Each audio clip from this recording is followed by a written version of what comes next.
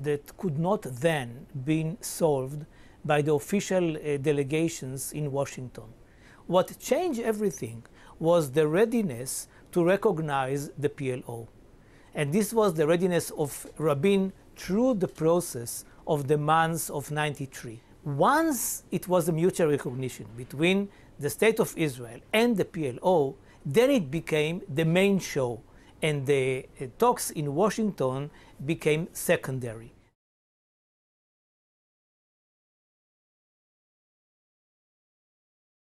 There is a big change in the situation, and the big change is this person named John Kerry.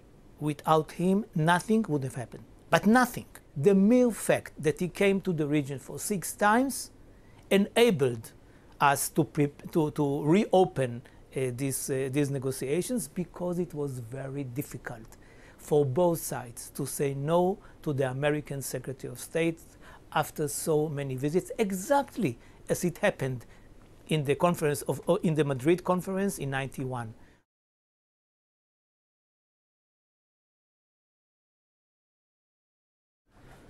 I didn't need the Americans in Oslo. I didn't need the Americans in the informal Geneva initiative. I didn't need the Americans in the agreement between Israel and Jordan. I didn't need them. But now I need them badly, because the two parties are a little bit lazy and passive. Sometimes, when you had a situation whereby the Israelis or the Palestinians are very eager to solve the problem, as it was in 92, 93, 94, you don't need the Americans, you don't need the Europeans, you don't need anybody. They can do it because they understand that this is their national interest. But if they are not eager enough, if they are passive, then you need a third party. And here was the third party. We are not getting to an agreement without a third party. There is no other third party. The Europeans are not there for us. They are not there for us.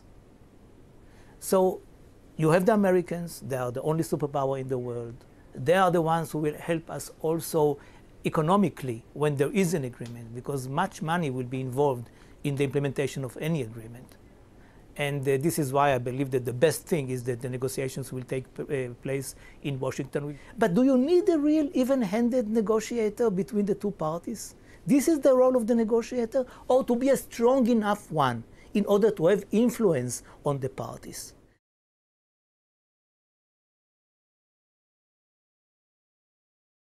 Well, I think that for the Palestinians, the special relations between Israel and the United States is an advantage and not a disadvantage, because they know that if the Americans are convinced about something, it is easier for them to get it from Israel. I think that the special relations between Israel and the United States are very, very important for Israel, very important. It doesn't mean that from time to time we are not being spoiled by these good relations. But if you ask me whether I'm ready to give up on them, the answer is negative.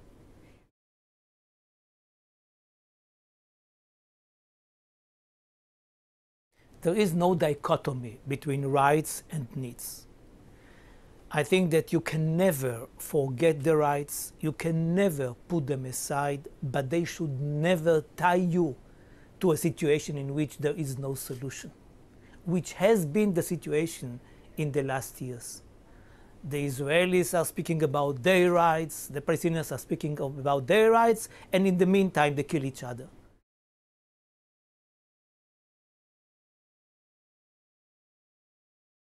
In Israel, you have a rightist government. It is ideologically motivated and believes that building a settlement is the Israeli right, and that is what they are going to continue until there is another agreement.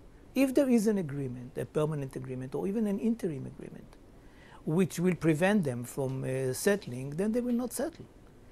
And this is why one of the reasons for me to urge for an agreement.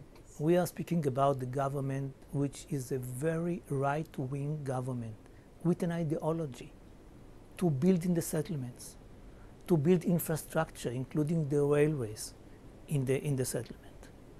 The whole world is against it. But as long as the world somehow is living with it, there is an acquiescence this way or another, they will continue. As long as there is no real border, as long as there is no Palestinian state, as long as there is no agreement, and as long as this government of Netanyahu is there, this will continue.